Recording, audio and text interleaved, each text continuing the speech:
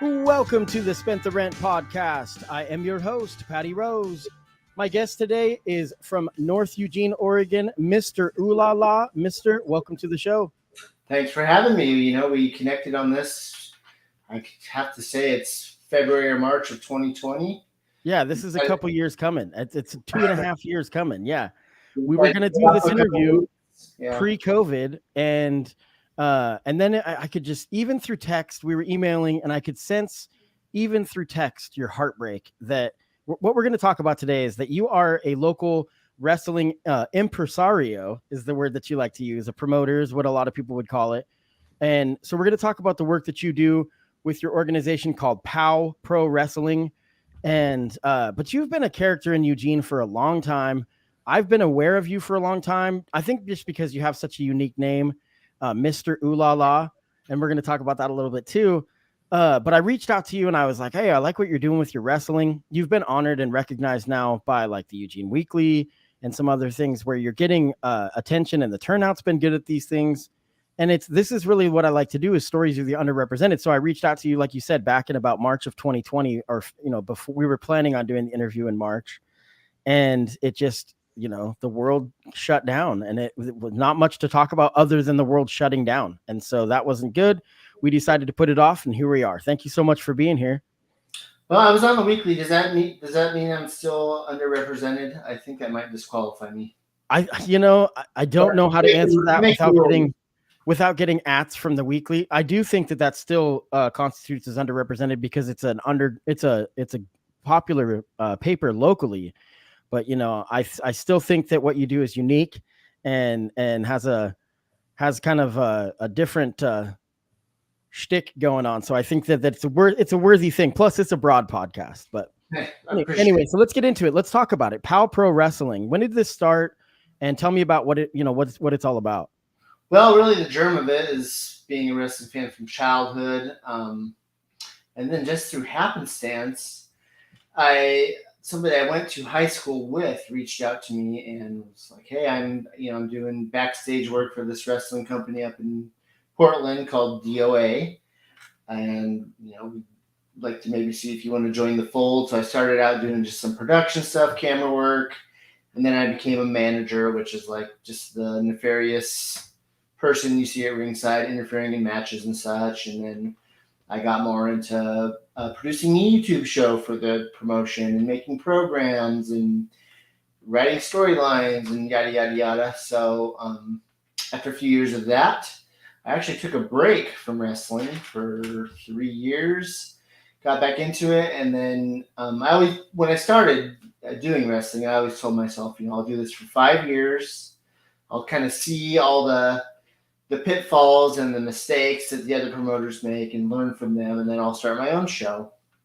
So I got back into it about 2018, and then a year later, my partner and I decided to open the doors for POW, and our first show was in October 2019. We did 4 shows, then of course COVID hit, and then we were back January of 2022, and we ran 13 shows in 10 months in 2022. Wow. Making up for lost time there a little bit, I guess. Yeah. Where are the shows usually? Where do they usually take place? We've been jumping around. We started at Matt Court, and that was basically because our other venue at the U of O, Girlinger, was being renovated. And so they kind of gave us a sweetheart deal on that. And then we went back to Girlinger, and then for the summer, the whole Olympic World Championships track, hullabaloo, whatever you call it, took over the U of O. So like, trust me, you don't want to be here. So we did shows at Blair Alley, and those really popped off. I bet. And now for the wintertime, we're going to be at World Pies in downtown Eugene because it's indoors. They have all sorts of lighting. There's a cool spotlight you can put above the ring. The ceilings are high enough. Kids can come, which was a big ding on Blair Alley, is that kids can't come. So there was a lot of, I was buying thumbtacks once at the dollar store. Thumbtacks that I would later be chokeslammed into that evening. And this little girl came up to me. She's like, "Mr. La." Yeah. can you please do another show that I can come to? And that just gets you, because Sure. wrestling's for the kids, as violent and as weird and as body as it can get. Wrestling's for the kids. So I'm happy that we're going to be able to do shows for the kids again, and that's happening on Saturday, January 14th. Yeah, at World Pies.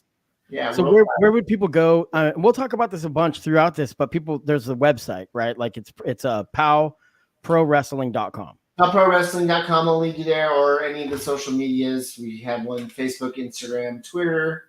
You can even just look it up, Pal Pro Wrestling Eugene in Google, and the event link is usually the first thing that pops up.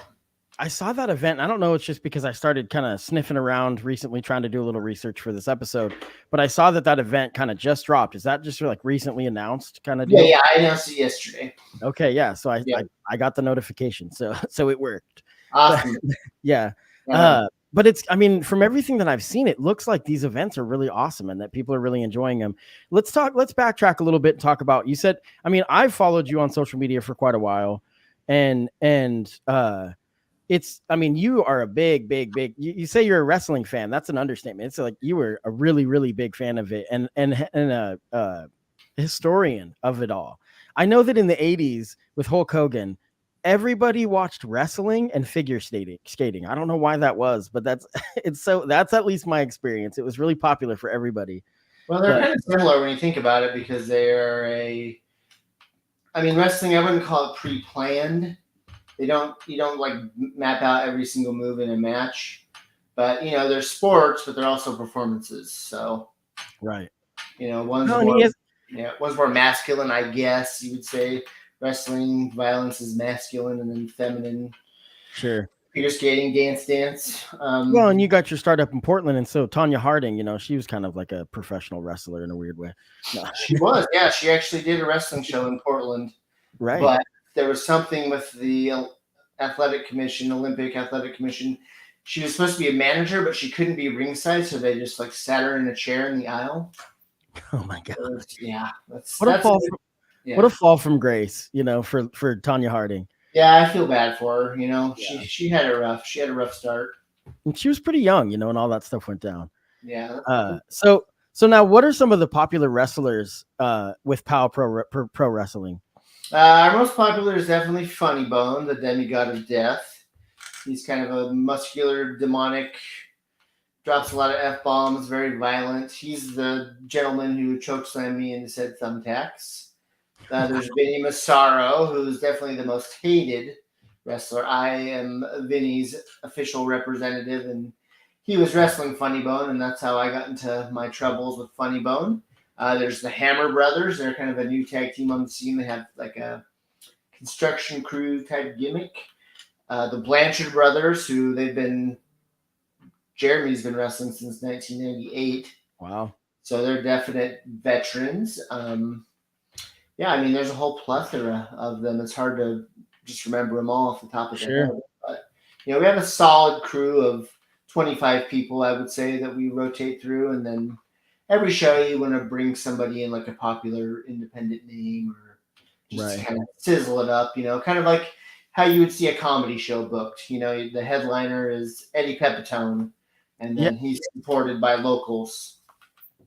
Right. Very similar promotional schematic there. Yeah. So in the small and intimate, thing, how many people, can that usually get? I mean, is there kind of a capacity limit and something like that? Matt Court. It was really awesome being in Matt Court. But the thing with Matt Court is you can have 400 people in there and it still looks empty. Right. So I'd say our crowds have ranged from, on the low end, 170 to 350. Wow. That's a good show in Eugene, though, especially in a small venue like that. That probably is a lot of fun. Yeah, Eugene can be tough. Eugene can be tough. Sometimes it's just hard to get the chisel and just get people off of their couch, Right. Well, it's because of that greenery, but and I've talked to a lot of people that were going to the events at Gerlinger. Is that was what it was called? And they, and they said that they were a lot of fun. Because I work in a barbershop, and people are like, dude, we're going to go check out the wrestling events, and It seems pretty cool. So January 14th is where it's going to be at World Pies. And once again, go to powprowrestling.com and you can find out more information for that. And like we said, there's going to be links in on Facebook and on your personal page, Mr. Ulala, and also Pow Pro Wrestling has a Facebook page and all the different socials that you can follow. And so that's pretty around town. So pretty cool. So you are kind of the organizer of all of this, but like you had said, you've gotten in the ring. I mean, it's kind of more of a like a Vince McMahon situation almost, right? I don't want to compare anybody to that guy, but right. So you're not really a wrestler, but you've definitely had to get out there, huh? Oh, certainly, yeah. I mean, Bobby the Brain Heenan, if you remember him, about every 6 months, Hulk Hogan would get his hands on him, and then he'd have the neck brace. I've had a neck brace before, but it was covered with sequins. Yeah. You have to be ready to take a little damage. Yeah, I love that you're doing something that you just enjoy. So I think that anybody that's watching this can see behind you, you've got some Elvis memorabilia. You're a humongous Elvis aficionado. Tell me off the top of your head the coolest Elvis experience that you've ever had. Coolest Elvis experience I've ever had? On the spot, yeah. Probably touring his penthouse in Vegas, and I talked to the little old lady who was hosting it. She let me climb into the bathtub because it was this giant bathtub. Like if you sat at the bottom of it, you would drown, be like under 3 feet of water. So that was cool. Yeah. I've been to Graceland several times. I don't know. It would be a lot of little things, I guess. Yeah. Just little experiences, little zings of Elvis is everywhere. I mean, when I go into especially a thrift shop or something, I always try and find the Elvis. It's just kind of a fun little game you can play when you're out and about. But it's also just kind of like the law of attraction, I think, Sure. If whatever you're putting out, it'll come back to you, and putting out Elvis is a good way to prove that phenomenon true, because there it is, Right. We have an Elvis poster in the barbershop. We bought the barbershop from a previous owner, and it was on the wall. And there's an Elvis poster and a Martin Luther King Jr. poster. And I think it's against any type of ethics to take down a Martin Luther King poster. So they're so symmetrical that we've left them up. I've always felt like there's Beatles people and Elvis people. I'm probably more of a Beatles person, but I definitely respect the fandom. I haven't seen the new movie. I'm sure it's probably. Oh, it's awesome. Is it pretty good? It looks pretty cool. Even if you don't care about Elvis, it's just just the way it's edited is insane. It is. People have said that it's the world's longest movie trailer, and that's kind of true. Wow. I mean, I've probably seen it, I'd say 10 times now. The first time I did not know what to think of it, just because, I mean, if I were to pan the camera to this way, you would just see an entire wall of Elvis books, 100 Elvis books.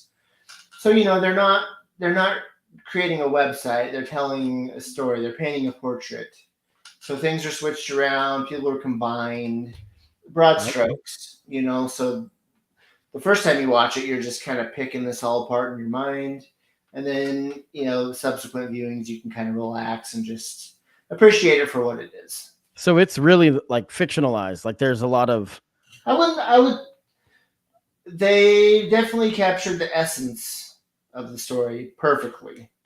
The thing with Elvis is, I mean, he died when he was 42, but I mean, you could do a 20-hour miniseries about his life and still, cut stuff out. Right. There's a lot there for sure. His life was super dramatic. Yeah, I'll have to check it out. So now, one of the things, you've lived in Eugene for your whole life, or for the majority of your life? We just returned. We lived in Florence for 8 years, and I ran the movie theater that was over there. Oh, cool. But, growing or living in Eugene for a long time, like I said, I've known about you for a while. One of the things that you're probably the most famous for, or most notorious for, however you want to word it, is for you were a guest on the Jerry Springer Show. I was, And so I wanted to play a clip from it, and then we'll talk about it a little bit. I mean, that show was an absolute train wreck back in the day, but what a cool experience. So I want to hear about it. So I'm going to play a little clip from it, and then we'll talk about it on the other side. Okay, I know. Is that really your name? It is my legal name, Jerry. What are you? You know nothing. It was my baptism into the life. What's your first name? I prefer for the men to call me Mister and for the women to call me Ooh La La. So that is amazing. First of all, tell me about how that came to be and that experience. It was an accident, really. The two women that I was on there with, Trisha and Courtney, were friends from high school. This was a couple years out of high school. 2000, May of 2000 is when we shot it, and then they aired it July of 2000. And they just really wanted to go on Jerry Springer, and they knew that I was kind of a ham and kind of, gutsy, I guess, or mostly a ham. And so they're like, hey, you want to go on Jerry Springer? They asked that at a party offhand. And I was like, sure, whatever. And then the next week, I lived in this big, big house, as many of us have when you're in your early 20s with just a bunch of friends. So Every weekend, it's just a slew, a cavalcade, a kaleidoscope of people. And the next week, their roommate Frank came over. He's like, hey, man, you're going to be on Jerry Springer. I'm like, what? He's like, yeah, they called today. They want you guys. And I was like, huh?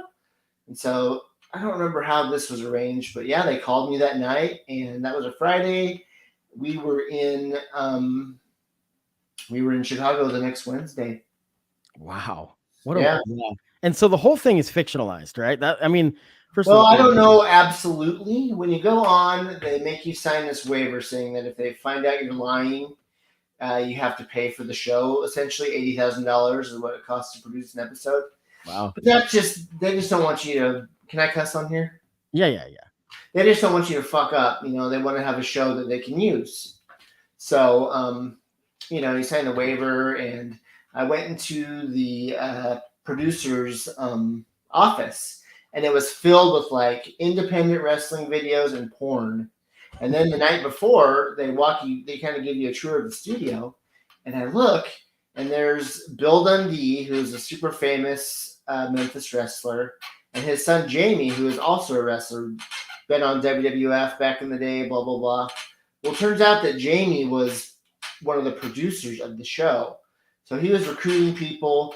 In this episode, Jamie was supposedly pimping out his girlfriend's 14-year-old daughter, which is why when you see on the ticker, the ticker there, I'm a 14-year-old prostitute, because the lead segment of that episode is them.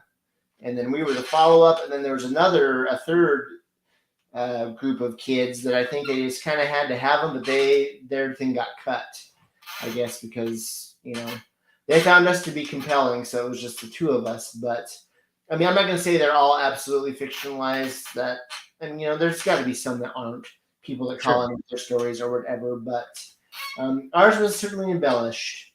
Right. Was this before because the show was wild, and towards the end of the run of the Jerry Springer show, it just became like a slugfest, like people fighting constantly. They told you that you could, if you fought twice, they'd send you home on a Greyhound bus.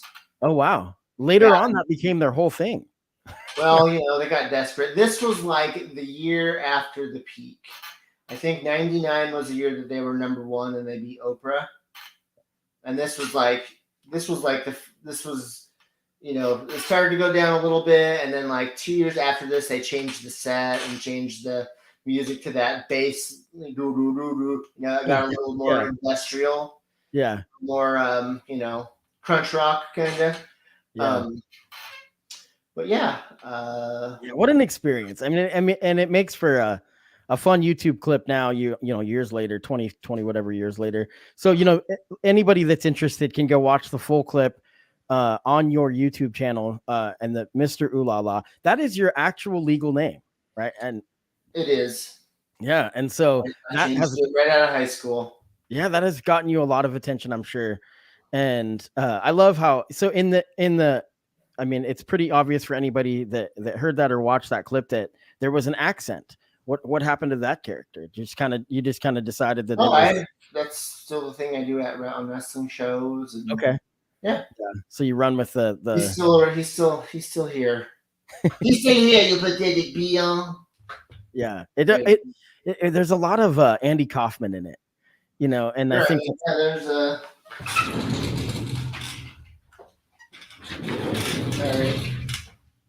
Oh, that's incredible. Yeah. For anyone listening, he just put up a Andy Kaufman toy. And I have an Andy Kaufman. Or I shouldn't say toy. And a picture of Andy Kaufman and Jerry Lawler from Letterman. So yeah, I like it. So I mean, all of it. You know, the international, the accent, the wrestling. There's a lot of influence from Andy Kaufman. Andy Kaufman was such an misunderstood, brilliant performer. And Elvis, you know, Andy and I are both wrestling fans and big Elvis fans. So yeah. So the kindred spirits. The movie Man on the Moon is just an incredible movie. I love that movie.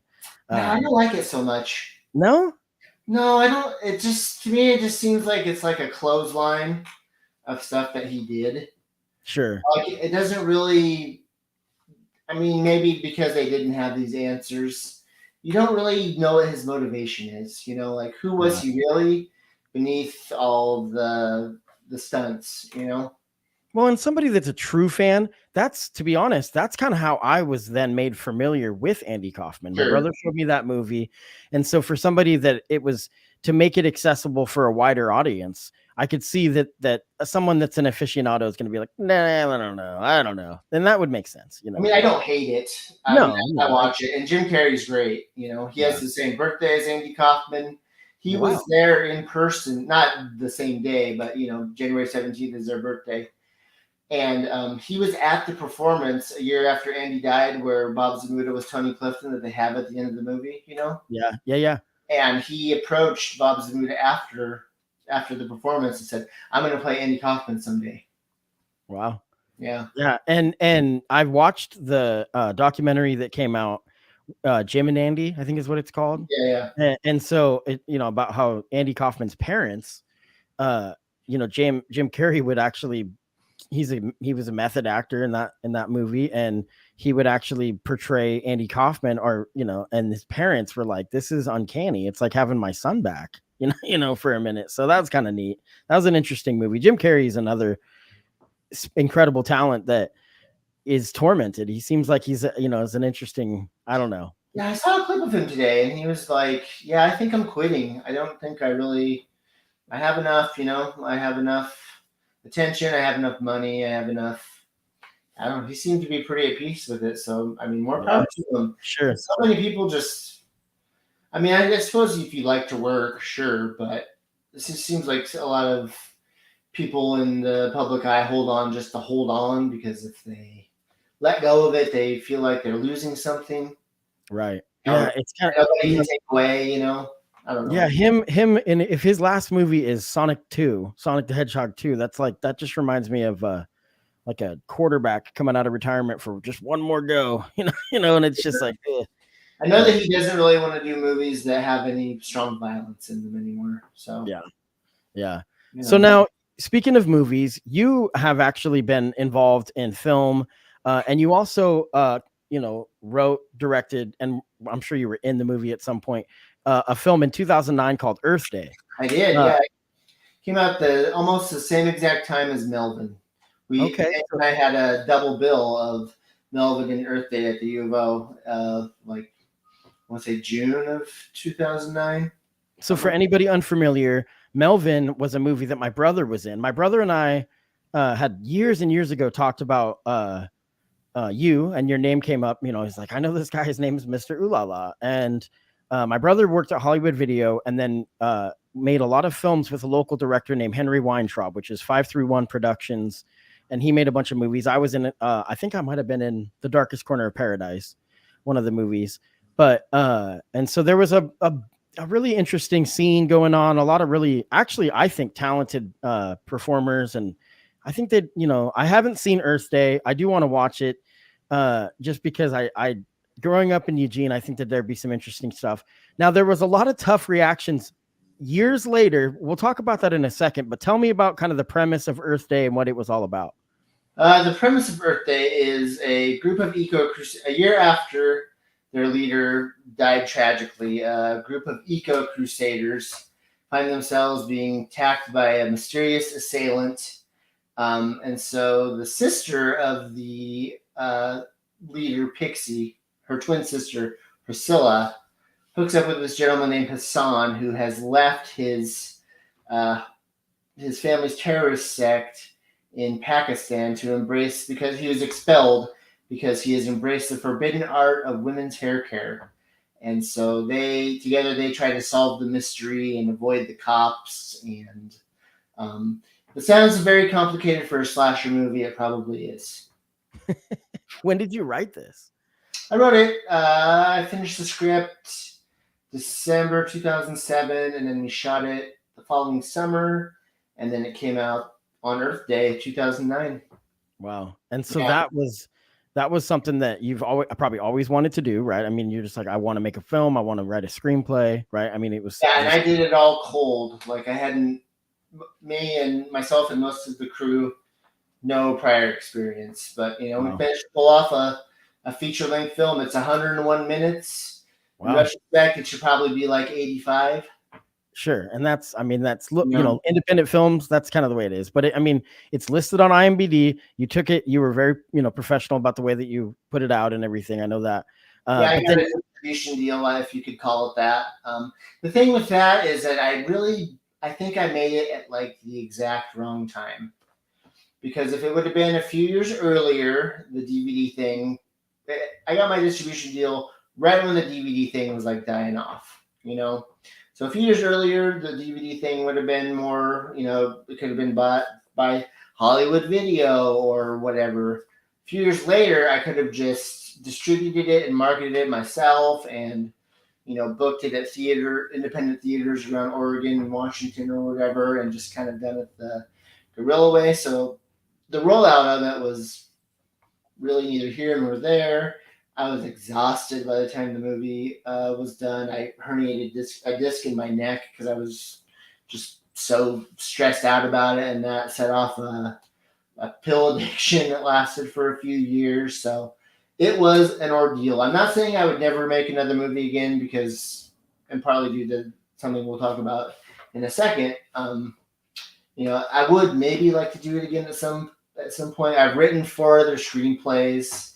I think a couple of them at least are viable. I mean, that really is my favorite kind of writing. Yeah. I tried writing novels before, but there's something about the screenplay is a blueprint, in which, you make the blueprint and then somebody else decides what color the wallpaper is and what kind of carpet it has and yada, yada, yada. So I'm not completely writing off that, but if I do, I'd have to have enough money so that I don't, nearly die in the process. Right.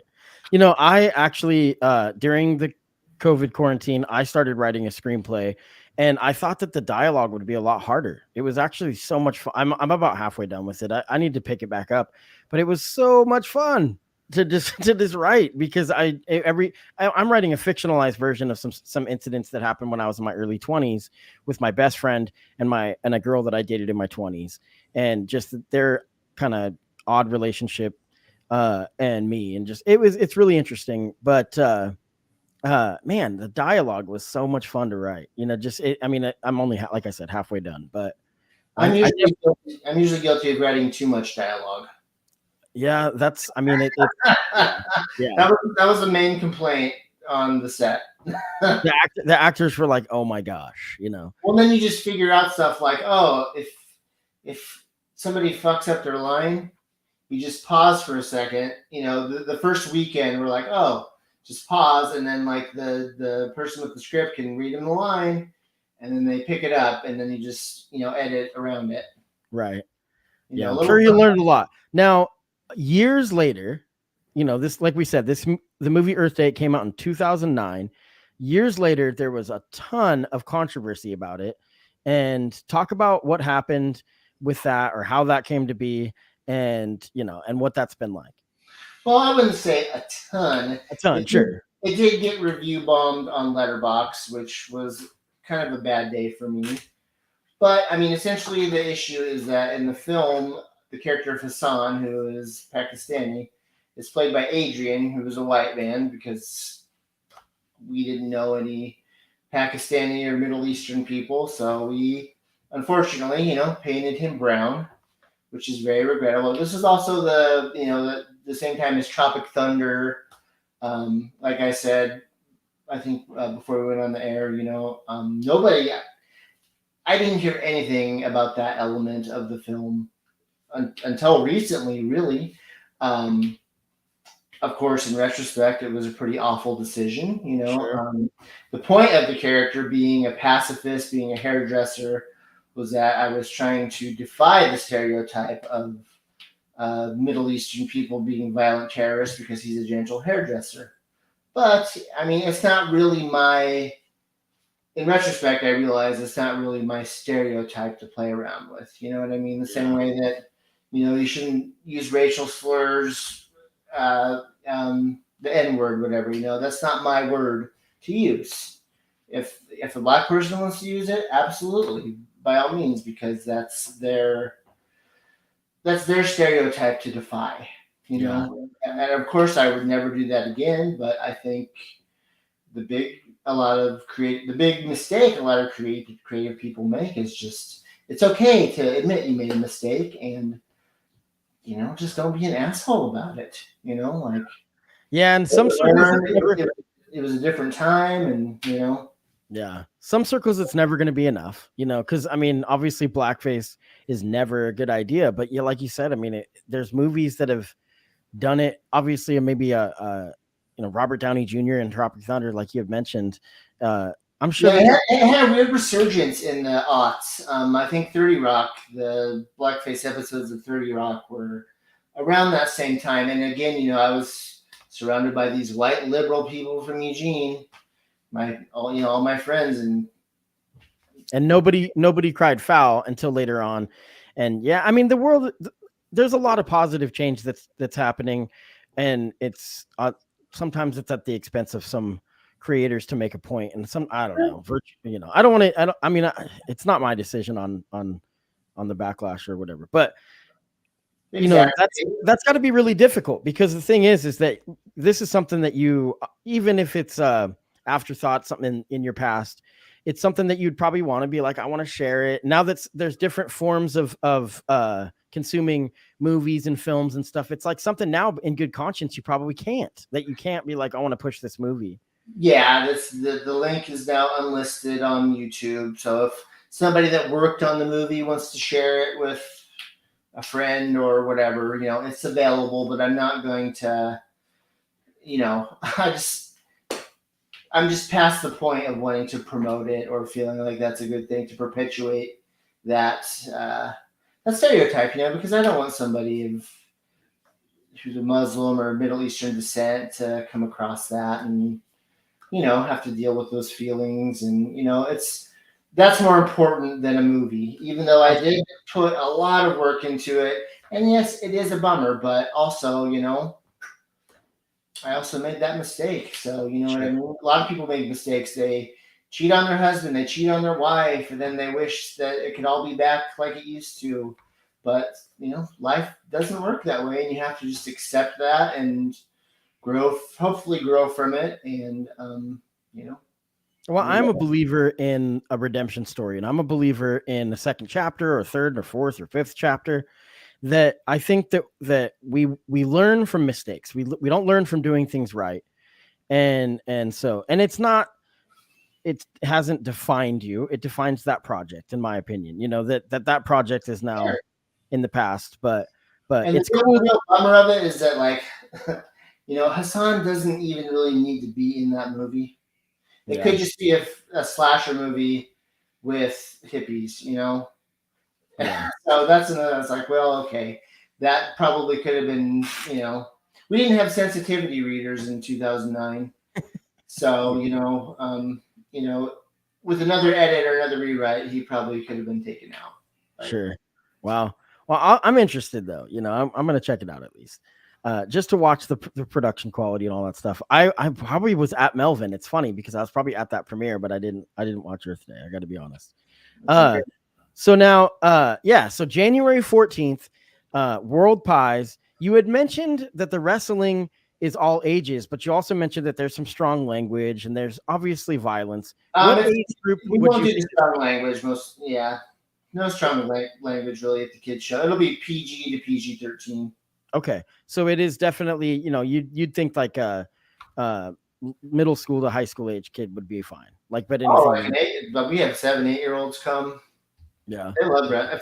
If they've seen wrestling, to me, I'm not a parent, but for me personally, like if a kid wants to watch Nightmare on Elm Street, then it's probably okay for them to watch it because they want to watch it. They're not scared by it. They're not apprehensive about it.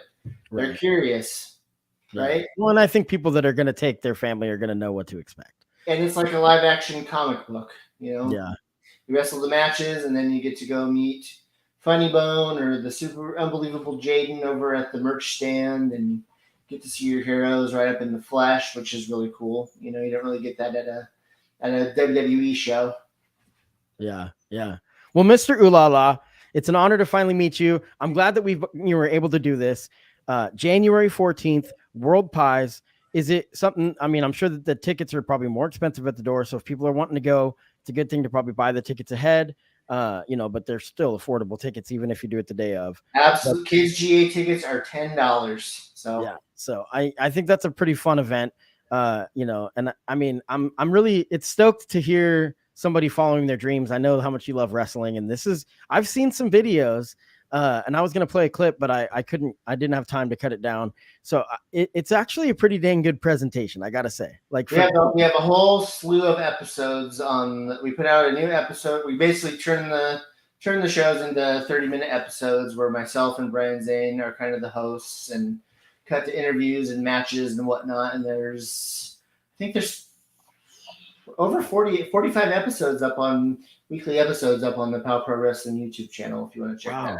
Are those getting some pretty good attention too? Because I mean, that reaches a wide audience at that point. Yeah, we're definitely growing. We're almost to the monetization point on our YouTube page. So, I mean, ideally, eventually, we'll get it on one of these local channels. On Real TV and sure, if that still even exists. Everything's streaming now. Exactly. Yeah. So, hey, Mr. Ulala, thank you so much. And it was a pleasure to meet you and chat with you. Indeed. Yeah. I'm glad we finally got it done. Awesome. So, yeah, thank you so much. Absolutely.